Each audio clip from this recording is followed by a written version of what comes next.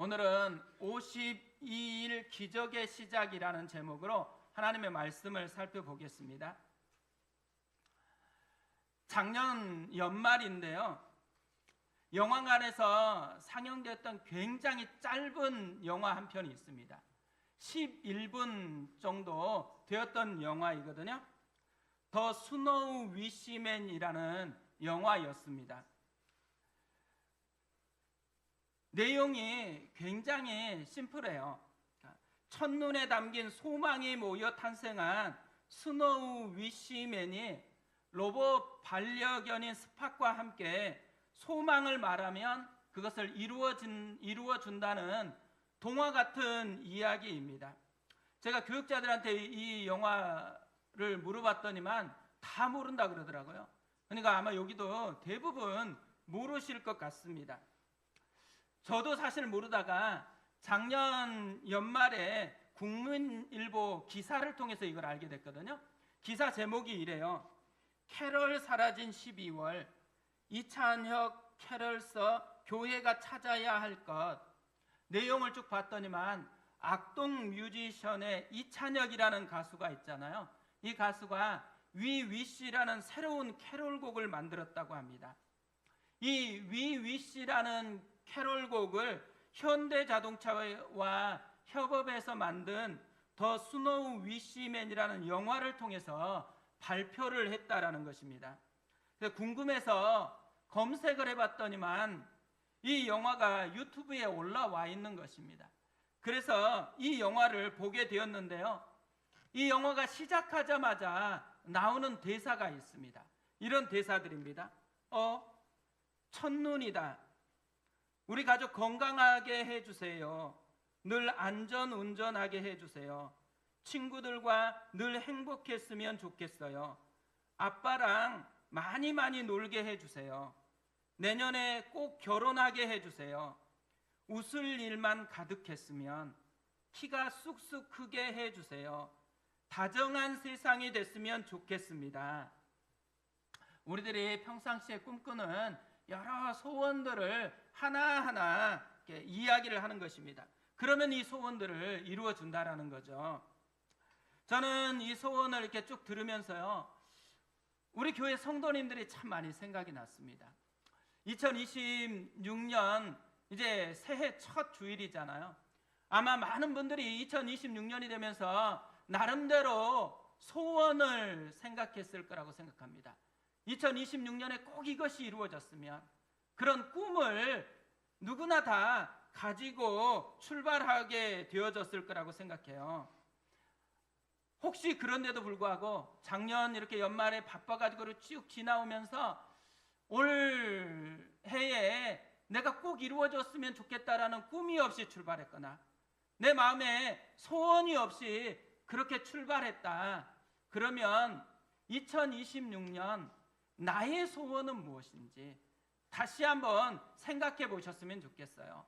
그리고 오늘 집에 가셔서 나에게 꼭 이루어졌으면 좋겠다고 생각하는 나의 소원, 나의 꿈을 좀 정리해 보셨으면 참 좋겠습니다. 올해는 무엇보다도 내 소원이 이루어지는 해가 됐으면 좋겠습니다. 나의 꿈이 나의 현실로 열매 맺어지는 그런 해가 되었으면 참 좋겠습니다. 우리가 지금 느헤미야를 살펴보고 있잖아요. 제가 느헤미야를 한마디로 요약하면 어떤 사람일까라고 생각해 보니까 느헤미야는 꿈을 꾸었고 그 꿈을 이룬 사람, 이렇게 정리할 수 있다라는 생각이 들었습니다. 느헤미야는 분명히 꿈을 꾸었습니다. 느헤미야가 꾸었던 꿈은 무너진 예루살렘 성을 다시 세우는 것이었습니다. 오카노 목사님이 계시는데요, 오카노 목사님이 이런 말씀을 했습니다. 가슴에 불이 붙은 뜨거운 열정을 가진 사람에게는 비전이 있습니다. 절대 양보할 수 없는 근거가 있고 가슴이 뜨거워지고 비전이 환히 보입니다. 이런 사람을 두고 저는 미친 사람이라고 말합니다. 꿈을 가지면 미친다라는 거죠. 그래서 오카노 목사님은 제자 훈련을 하는 교회, 제자들은 미친 사람이 되어야 한다라는 광인론을 주장하셨습니다. 느헤미야가 저는 그런 사람이었다고 생각합니다.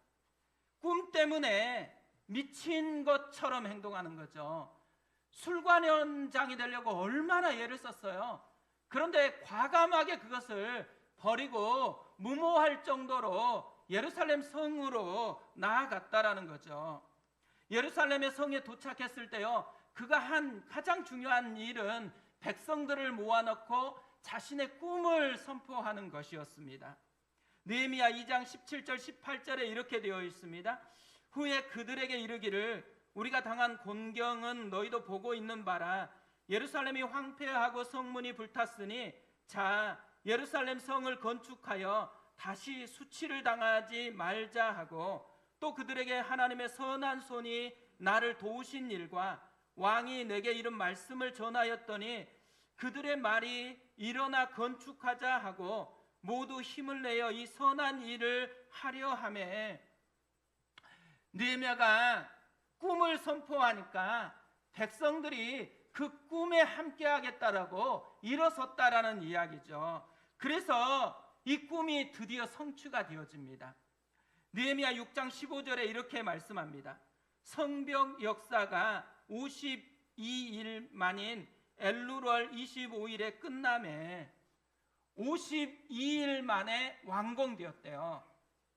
원래 예루살렘 성은 바벨론 제국에 의해서 다 무너졌거든요. 이 바벨론 제국에 의해서 예루살렘 성이 무너진 해는 BC 586년이었습니다. 그리고 지금 느헤미야가 이 성벽을 재건했던 해는 BC 444년이나 5년경이라고 추측을 하고 있습니다. 무려 141년 동안 무너진 채로 있었던 성벽이에요. 그렇게 오랜 시간 동안 무너져 있었는데 단 52일 만에 완공이 되었다고 합니다.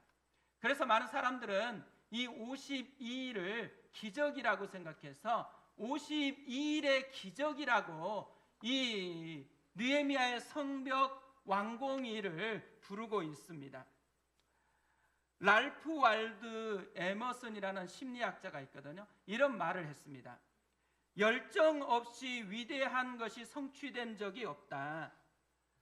꿈을 꾼다고 곧바로 모든 꿈이 이루어지는 것은 아니다라는 의미인 거죠. 저는 꿈은 마치 사람의 마음의 밭에 심기운 씨앗이라는 생각을 하게 되어집니다. 예수님도 그런 말씀을 하셨습니다. 천국 비유를 이야기하시면서 밭에 뿌려진 씨앗 이야기를 하셨죠. 4가지 밭이 있다고 했습니다. 길가밭, 흙이 얕은 돌밭, 가시떨기밭, 좋은 땅입니다. 이 4가지 밭이 있지만 모두가 다 열매를 맺는 것은 아니에요. 한 밭에서만 열매를 맺습니다. 그러니까 꿈도 마찬가지라는 거예요. 많은 사람이 꿈을 꾸지만 모든 꿈이 다 열매를 맺는 것은 아니다라는 얘기죠. 꿈을 이루기 위해서는요, 반드시 뭔가가 필요하다라는 이야기인 거죠. 오늘 말씀은 52일 기적이 시작되는 시작점이거든요. 이 말은 느헤미야의 꿈이 열매를 맺기 시작하는 시작점이라는 이야기인 거죠. 이 시작점을 살펴보면 꿈을 이루기 위해서, 꿈을 열매로 바꾸기 위해서 필요한 것들이 있다라는 것을 우리에게 보여줍니다. 우리가 지난주에 사실 이 말씀을 살폈는데요. 그래서 오늘 이 꿈을 우리의 것으로 좀 이루기 위해서 우리도 느헤미야에게서 배웠으면 좋겠다라는 마음이 있어서 다시 한번 이 말씀을 좀 살펴보려고 합니다. 꿈을 열매로 맺어지기 위해서 필요한 것 첫 번째로는요, 사람의 마음을 얻어야 한다는 것입니다. 느헤미야의 꿈이 이루어지기 위해서 반드시 사람의 도움이 필요했습니다. 그런데 말씀을 보니까요, 이 느헤미야의 꿈이 시작되었을 때 느헤미야 앞에 2종류의 사람이 나타납니다. 첫 번째로는 방해하는 사람이 나타납니다. 방해하는 사람들이 조롱하고 이렇게 무시하면서 나타나는 거죠. 꿈은요, 항상 사람을 통해서 테스팅을 받는다라고 생각합니다. 근데 이때가 굉장히 중요하잖아요. 느헤미야는 이런 자기를 조롱할 때에 그 조롱하는 것 때문에 상처받지 않습니다. 엉뚱한 이 조롱이라는 장단에 맞춰서 춤추지를 않아요. 19절 20절에 이렇게 말씀을 합니다. 호론 사람 산발락과 종이었던 암몬 사람 도비야와 아라비아 사람 게셈이 이 말을 듣고 우리를 업신여기고 우리를 비웃어 이르되 너희가 하는 일이 무엇이냐, 너희가 왕을 배반하고자 하느냐 하기로 내가 그들에게 대답하여 이르되 하늘의 하나님이 우리를 형통하게 하시리니 그의 종들인 우리가 일어나 건축하려니와 오직 너희에게는 예루살렘에서 아무 기업도 없고 권리도 없고 기억되는 바도 없다 하였느니라. 느헤미야만 이런 게 아니고요, 우리도 이럴 때가 참 많이 있다고 생각합니다. 우리도 꿈을 꾸잖아요. 그런데 많은 분들이요, 이 꿈을 꾸기 시작해서 꿈을 나누면 방해꾼이 나타나요. 그래서 조롱하고 뭐 그렇게 시시한 것을 꿈꾼다라고 한마디 던지면 어때요? 상처를 받는 일이 많아요. 그러면서 그만두는 일이 많습니다. 또 처음이니까 이제 올해는 정말 주님을 위해서 뭔가를 해야 되겠다 이렇게 결심을 하잖아요.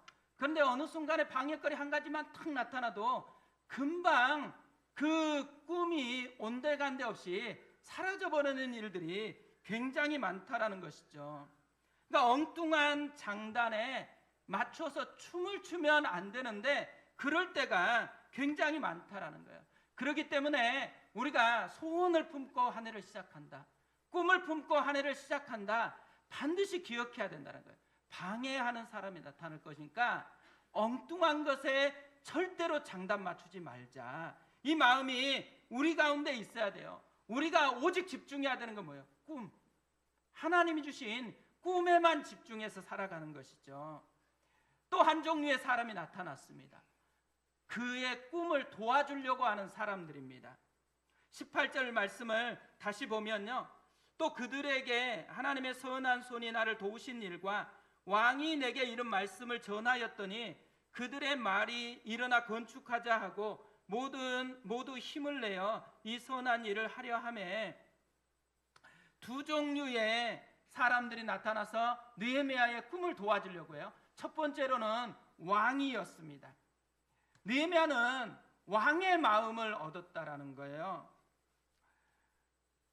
우리 같으면요, 상사인 거죠. 우리 직장에서 상사의 마음을 얻었다라는 거예요. 저는 올 한 해요, 우리가 좀 상사의 마음을 얻는 사람 됐으면 좋겠습니다. 가정에서 부모님의 마음을 얻는 사람 되었으면 좋겠고요. 또 우리가 만나는 어른들의 마음을 얻는 그런 사람 되었으면 참 좋겠습니다. 또 한 종류, 예루살렘 백성들이었습니다.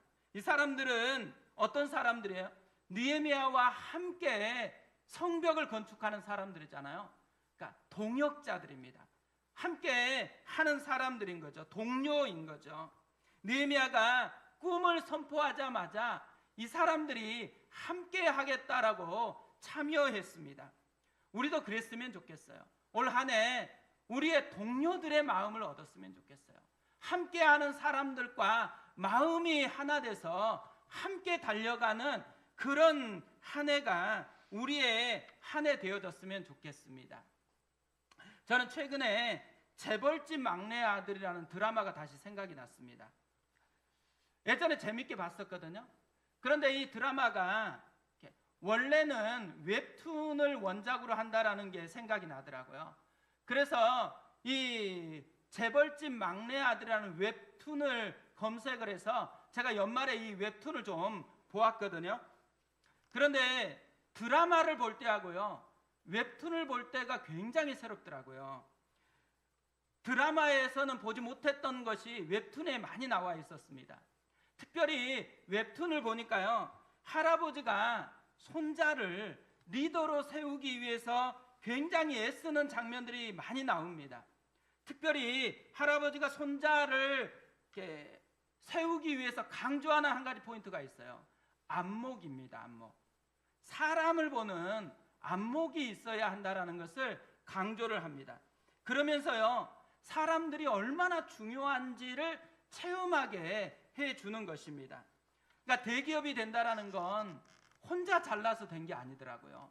정말 많은 사람들의 도움으로 세워지는 거더라고요. 수많은 사람들의 도움을 받아서 성장을 해요.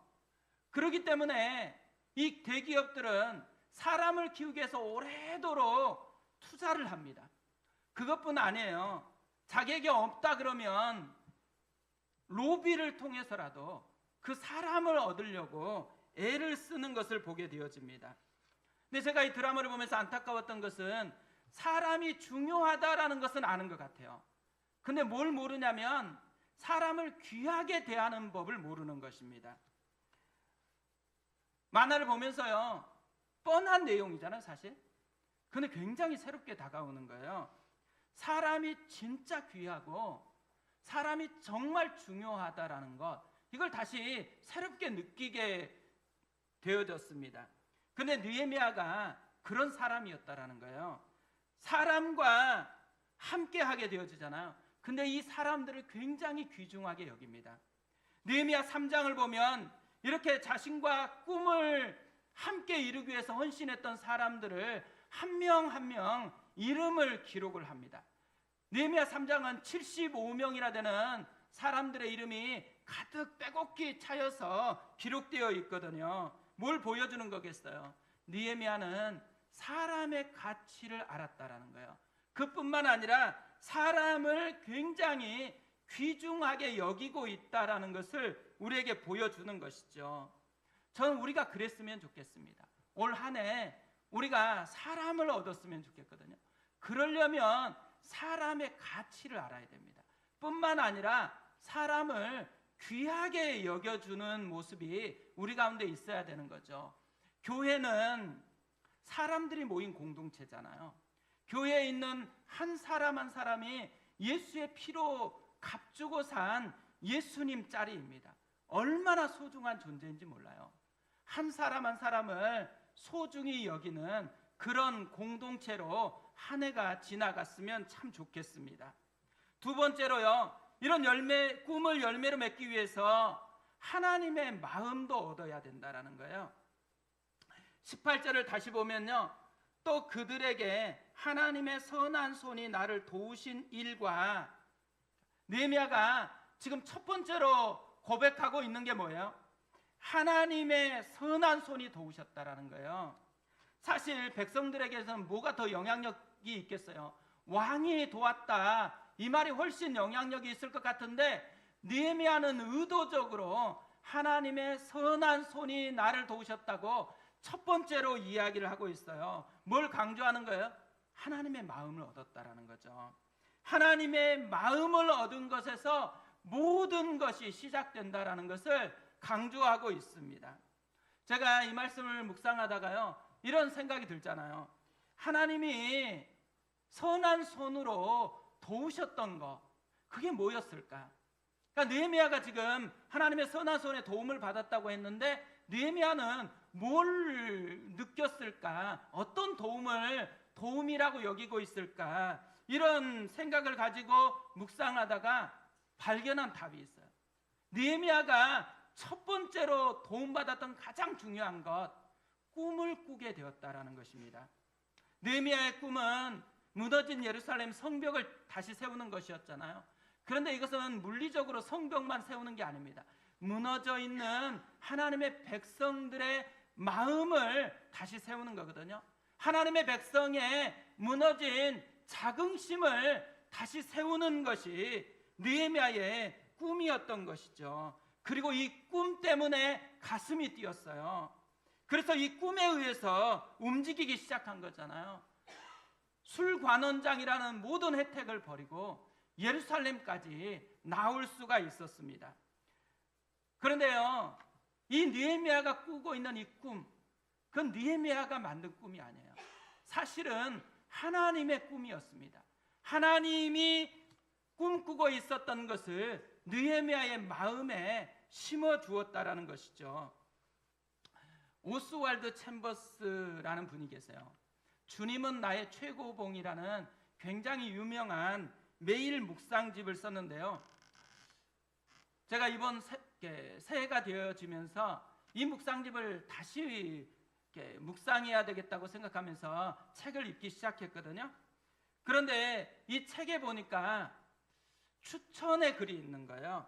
고든 맥도널드가 썼습니다. 제목이 이렇게 되어 있더라고요.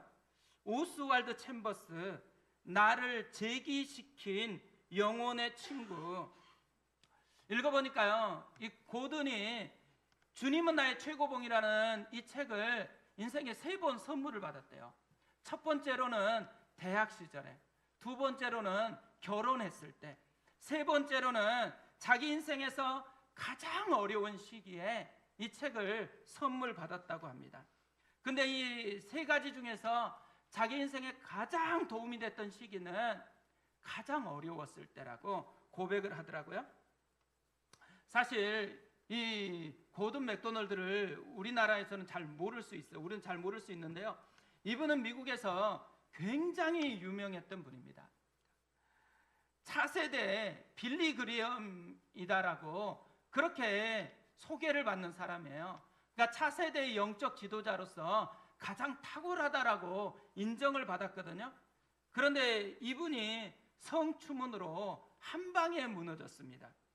모든 것을 잃었고 말로 표현할 수 없는 부끄러움을 당하는 처지가 됐습니다. 그러니까 처절할 정도로 비참함 가운데 빠져서 하나님의 자비만 바라보고 있었던 그 시기를 지나간 거예요. 그런데 이때예요, 자기를 살려주었던 것이 이 오스왈드 챔버스의 주님은 나의 최고봉에 있는 글들이었대요. 특히나 이 글이 자신의 마음을 굉장히 크게 어루만졌다고 합니다. 하나님께서 당신의 삶 속에서 외적인 모든 것들, 곧 당신의 건강과 직장, 사람들과의 관계 및 모든 필수적인 것들을 다 사라지게 하실 때 주님이 원하시는 것은 당신이 주님만으로 풍성해지고 주님을 향하여 성장하는 것입니다. 딱 자기 같은 형편이잖아요. 다 무너졌고 다 깨졌어요.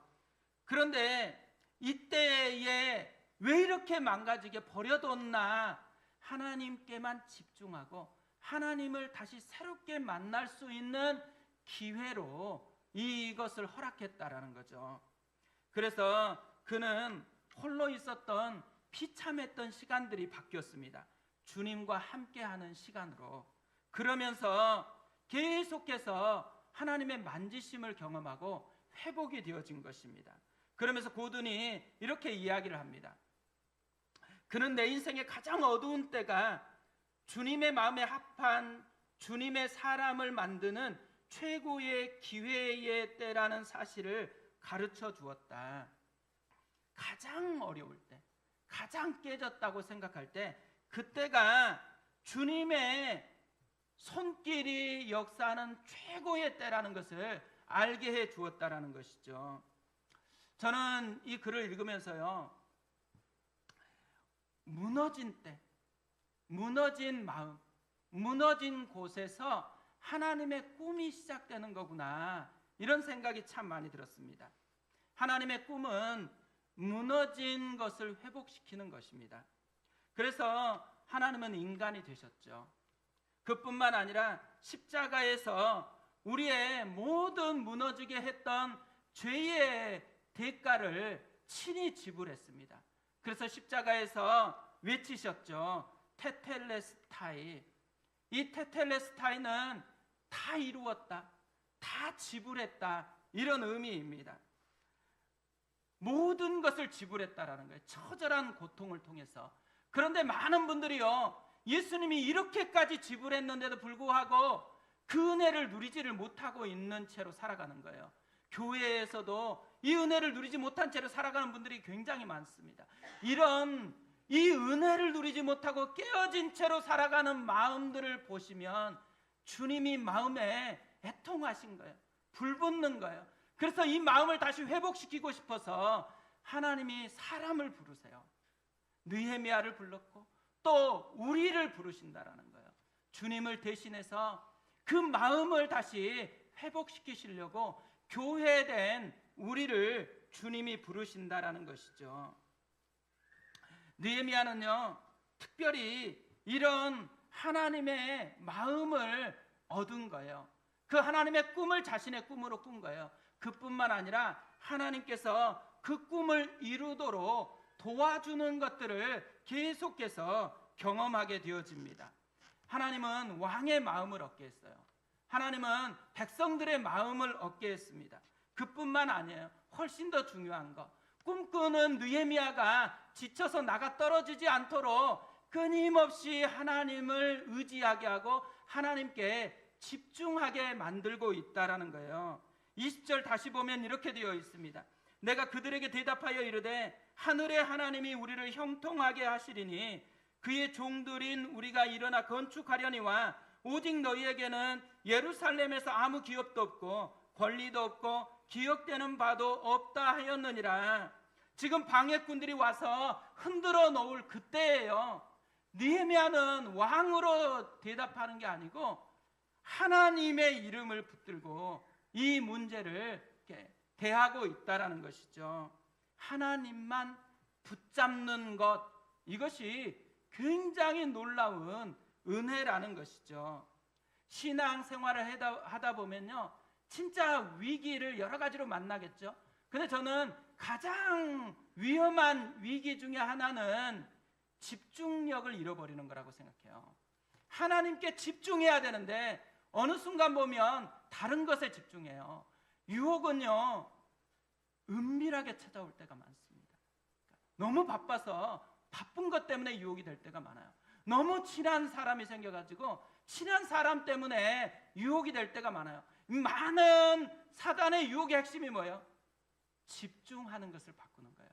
진짜 집중해야 될 하나님께 마음 두지 못하게 하는 것, 이것이 정말 큰 위기라는 것이죠. 제가 매일매일 잠언을 한 장씩 읽어가려고 하거든요. 근데 올해도 잠언을 읽는데 어제 잠언 3장을 읽게 된 거예요.